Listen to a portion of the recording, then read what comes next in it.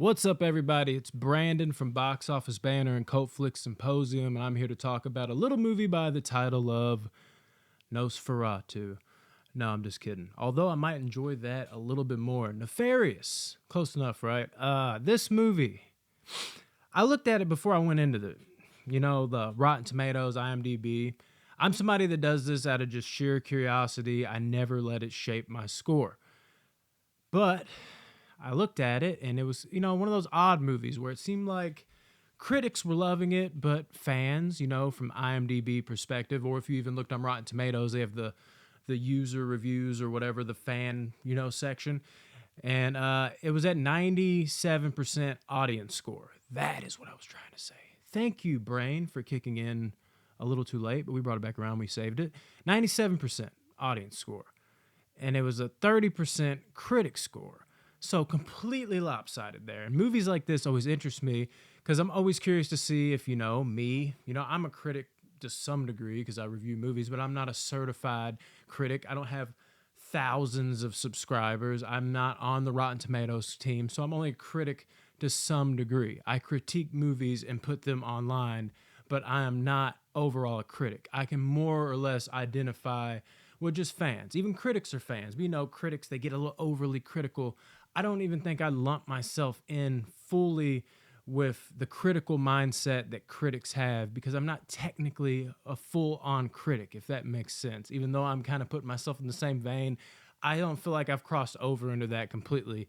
And I don't know if I ever will. Even if I became somebody on like a Rotten Tomatoes staff, I would still stick to my guns just because that's the type of person I am, and I go more off of subjectivity than objectivity. Critics can almost be too pretentious, I think, at times, like holier than thou, look at me, I'm on the Rotten Tomatoes team, I have to scoff at this because this just isn't up to par, da-da-da-da-da.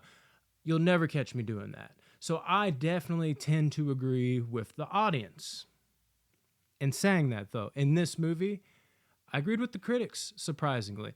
Now, again, don't let that steer you clear of this movie because it seems like most people from the audience, just going off IMDb scores, I don't have a general consensus. It's not like when I left the movie, I was like, what'd you think? What'd you think about the movie? Oh, you liked it? Good. You liked it too? Good. You didn't like it. Oh, that's still 2 out of 3. What's that, 66%? Movie's doing great amongst fans. Yeah, I didn't do that.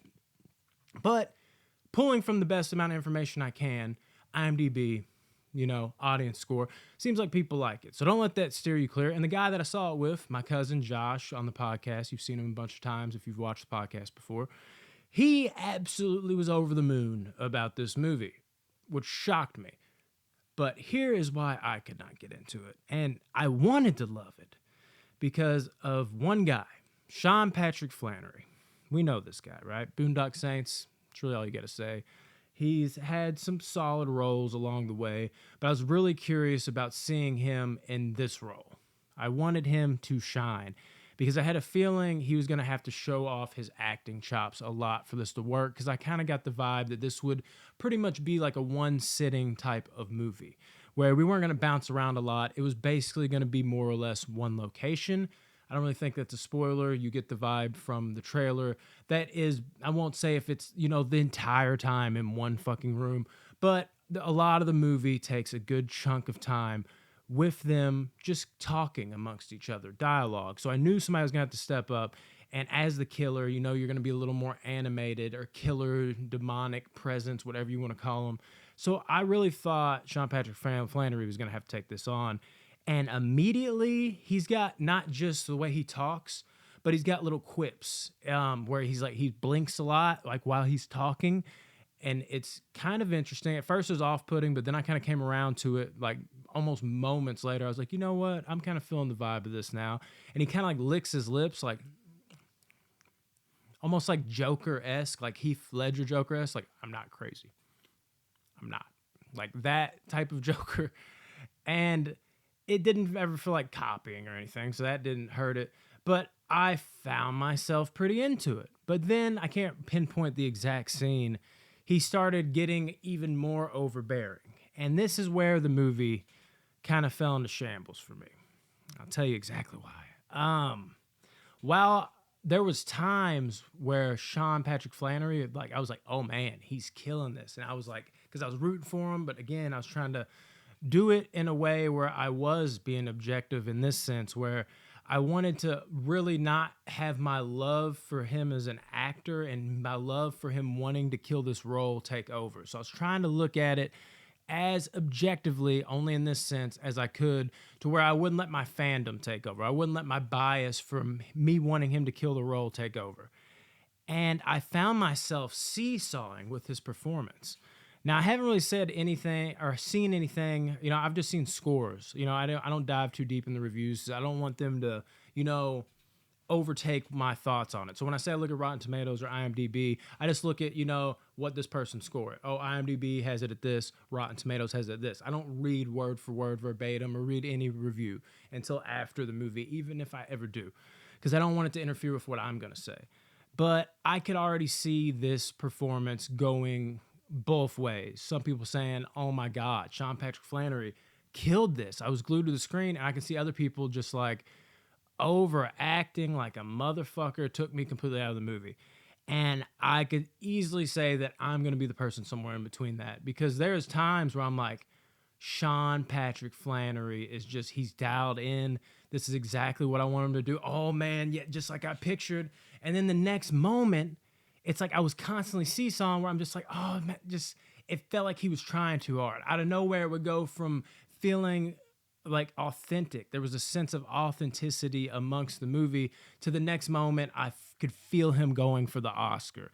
And that swang back and forth took me out of the movie to some degree. It wasn't a complete failure because there was times where I was really locked in with them, but it made it all the more frustrating where I'm just like, ooh, you're like halfway there to a fucking grand prize, and it just never landed, which really hurt this movie even more for me since it is like a one location sitting type of thing. I adore these movies when they pull them off. I like them more than like spread around movies where my brain's got a ping pong everywhere. Put me in one fucking central location and chill me to my core. That is my type of fucking movie. But these movies have way less room for error. And that is the problem here. Because if you're going to do it, you really got to fucking nail it. And Sean Patrick Flannery, who's going to be the lifeline of this movie, I think he's going to be if you're on board with his performance, I think you are going to fucking eat this movie up. If you're not, or you're halfway in, halfway out like I am, I don't think it'll work for you. And I think it rides all on his shoulders and your perspective and your personal feelings on how he did in the movie. Because you need him to carry this movie, not halfway or not at all. Obviously, if he doesn't deliver at all, then it's a no-go completely. But if he's not hitting it out of the park the whole way, that one fucking central location type of film just doesn't work. Because I'll tell you this much, the dialogue I think is sharp. It's one of those movies where like a lot of times you'll have the one place and maybe even they'll have a good performance that shadows the dialogue, and it works. The dialogue is crisp here. It was never uninteresting what they were talking about.